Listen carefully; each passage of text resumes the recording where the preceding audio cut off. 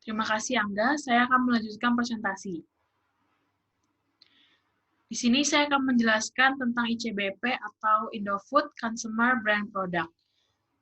Nah, ini dari sektor Consumer Good Industry dan subsektor Food and Beverage.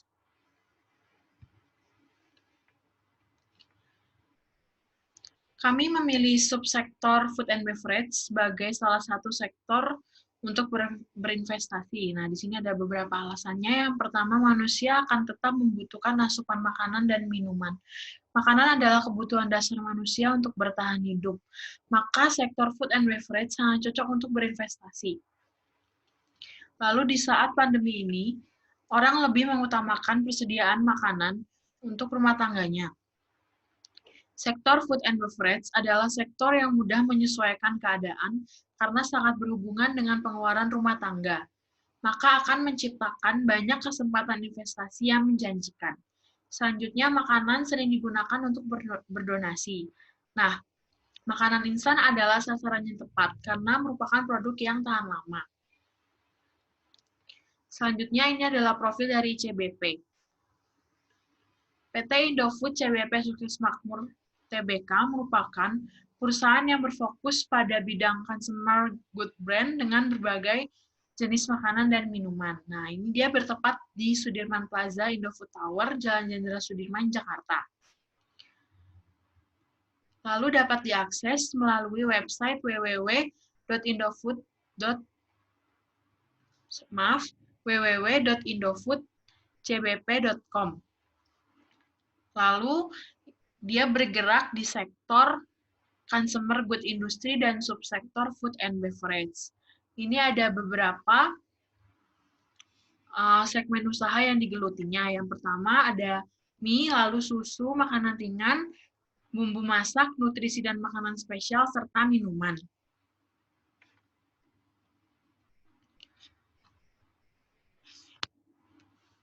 Kami merekomendasikan perusahaan PT Indofood CBP Sukses Makmur Tbk untuk berinvestasi.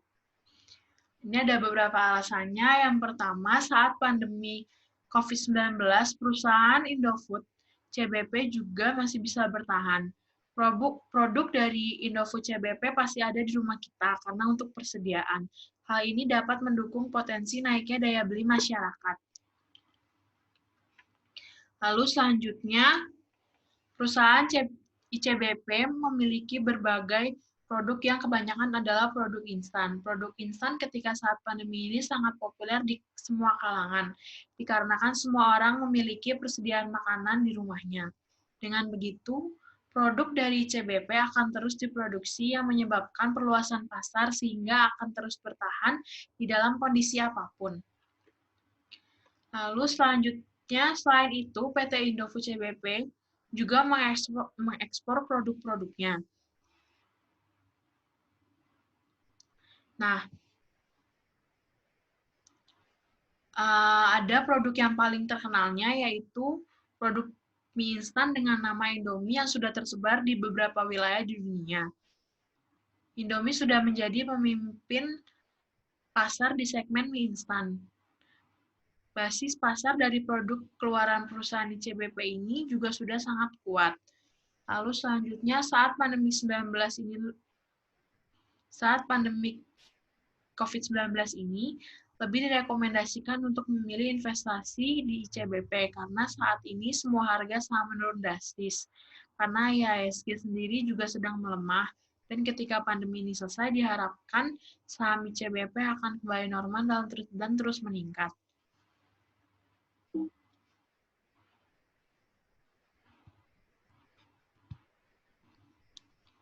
Selanjutnya ini adalah perbandingan harga saham ICBP dan INDF 5 tahun terakhir. Nah, kami lebih merekomendasikan untuk berinvestasi di ICBP dibandingkan dengan INDF yang merupakan induk perusahaan ICBP.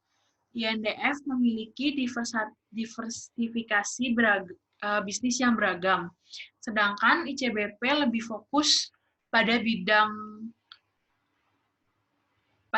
konsumen bermerek.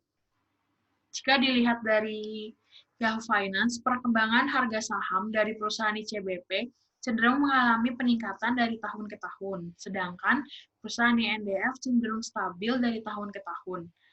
Dengan harga saham ICBP yang mengalami peningkatan dari tahun ke tahun dapat menjadi pertimbangan investor untuk berinvestasi jangka panjang pada perusahaan ICBP, sedangkan INDF lebih cocok untuk trading. Nah, di sini ada penjualan bersih dari ICBP. Dari grafik ini dapat dilihat bahwa penjualan bersih ICBP mengalami pertumbuhan yang cukup pesat dari 5 tahun terakhir. Nah, grafik ini membuktikan bahwa adanya peningkatan keuntungan dari perusahaan ICBP. Di sini ada probability margin ICBP. Yang pertama, gross profit margin. Gross profit margin merupakan rasio yang digunakan untuk menilai persentase laba kotor terhadap pendapatan yang diperoleh dari penjualan. Gross profit margin dari ICBP dari tahun 2015 sampai tahun 2019 peningkatannya cukup baik, walaupun mengalami sedikit penurunan di tahun 2017 sebesar 0,5%.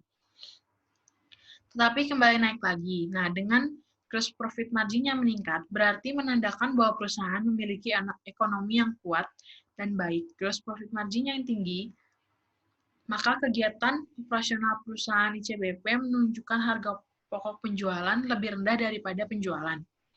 Lalu selanjutnya ada operating profit margin ratio. Nah, ini berguna untuk mengukur besar kemampuan perusahaan dalam menghasilkan laba operasi yang diperoleh dari penjualan.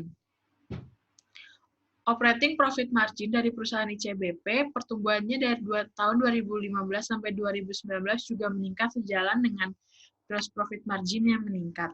Hal ini membuktikan bahwa perusahaan mampu meningkatkan penjualan dan meminimalkan biaya yang membuat laba operasi mengalami kenaikan. Selanjutnya, net profit margin ratio merupakan rasio untuk menilai persentase laba bersih yang didapat setelah dikurangi pajak terhadap pendapatan yang diperoleh dari penjualan.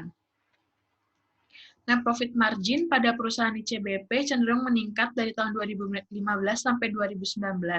Hal ini menyatakan bahwa perusahaan ICBP efisien dalam meminimalkan biaya operasional pada perusahaannya. Nah, semua probability margin ini meningkat dari tahun ke tahun, karena ketika pendapatan naik, profit margin lainnya juga akan meningkat. Selanjutnya, laba bersih dari ICBP. Laba bersih adalah selisih dari total penjualan yang dikurangkan dengan biaya produksi dengan pertimbangan biaya-biaya lainnya. Jika dilihat dari grafik, perusahaan ICBP mengalami kenaikan laba bersih dari 5 tahun terakhir. Ketika pendapatan naik dan laba bersih yang juga ikut naik seiring naiknya pendapatan, nah, hal ini merupakan hal yang sangat baik. Selanjutnya adalah neraca dari ICBP. Nah, ada aset. Aset adalah semua sumber kekayaan yang dimiliki oleh perusahaan. Lalu ada ekuitas. Ekuitas adalah besarnya hak residual atau kepentingan pemilik entitas terhadap aset entitas tersebut, setelah dikurangi semua kewajiban dalam neraca. Nah, ini selanjutnya ada liabilitas, adalah hutang yang harus dilunasi pada masa mendatang pada pihak lain. Lalu, pada perusahaan ICBP, total aset 5 tahun terakhir terus meningkat. Adanya kenaikan pada total ekuitas dan total aset berhasil meningkat secara konsisten dan terjaga stabil, sedangkan total liabilitas cenderung stabil. Selanjutnya ada debt to equity ratio. Debt to equity ratio adalah rasio perbandingan antara total hutang terhadap ekuitas. Perbandingan antara liabilitas dan ekuitas mengalami penurunan dapat dilihat dari debt to equity ratio yang menurun. Jika dilihat dari grafik, perusahaan ICBP pada debt to equity rasionya menurun 5 tahun terakhir. Di tahun 2019 menunjukkan angka 53% yang berarti bahwa masih sangat aman dari sisi liabilitasnya. Semakin rendah debt to equity ratio menunjukkan bahwa hutang dari perusahaan ICBP lebih kecil daripada seluruh aset yang dimiliki perusahaan. Selanjutnya ada return on asset dan return on equity. Return on asset merupakan rasio untuk menilai persentase keuntungan yang diperoleh perusahaan terkait total aset. Pada perusahaan ICBP, Ini jika dilihat dari tahun 2015 sampai 2019 cenderung stabil. Keadaan ini menunjukkan bahwa perusahaan ICBP efisien dalam mengelola asetnya. Selanjutnya adalah ada return on equity. Nah, return on equity adalah rasio untuk menilai persentase kemampuan perusahaan dalam menghasilkan laba dari investasi pemegang saham pada perusahaan ICBP. Nah, ini cenderung stabil di 5 tahun terakhir. Hari ini menyatakan bahwa perusahaan ICBP berhasil dalam mengelola modalnya sehingga tingkat keuntungan yang diukur dari investasi pemilik modal atau pemegang saham perusahaan tetap stabil. Di sini ada price to earning ratio dari perusahaan ICBP. Nah, price to earning ratio sendiri adalah perbandingan antara harga saham dan laba bersih suatu perusahaan. Nah, di sini ada cara menghitungnya. Jadi yang pertama, P sendiri itu rumusnya harga saham dibagi dengan earning per share atau EPS. Dengan cara yang lebih mudah untuk dipahami, ketika kita menginginkan profit sebesar 1 juta dari berinvestasi di perusahaan ICBP, kita membutuhkan modal sebesar 22.392.204. Nah, lalu dengan perhitungan yang lebih rinci lagi, IPS dari ICBP sama dengan 432,0,7. Lalu, lembar saham yang harus diinvestasikan untuk memperoleh profit sebesar 1 juta adalah 1 juta dibagi 432,07 sama dengan 2.314 lembar saham. Nah, lalu modal yang harus kita keluarkan 2.314 lembar dikali harga saham saat ini sama dengan 22.392.204. Nah, wajar bila PER dari perusahaan ICBP ini besar karena kembali pada konsep bahwa yang menentukan harga suatu saham adalah pasar. Memang modal yang harus dikeluarkan cukup besar, tapi dengan melihat prospek pertumbuhan saham ICBP ini, kami merasa saham ICBP ini cukup menjanjikan untuk berinvestasi jangka panjang dengan analisis fundamental perusahaan yang telah kami lakukan. Kami menyimpulkan bahwa kinerja fundamental dari perusahaan ICBP ini sangat baik. Selanjutnya akan dijelaskan oleh teman saya, Wahyu.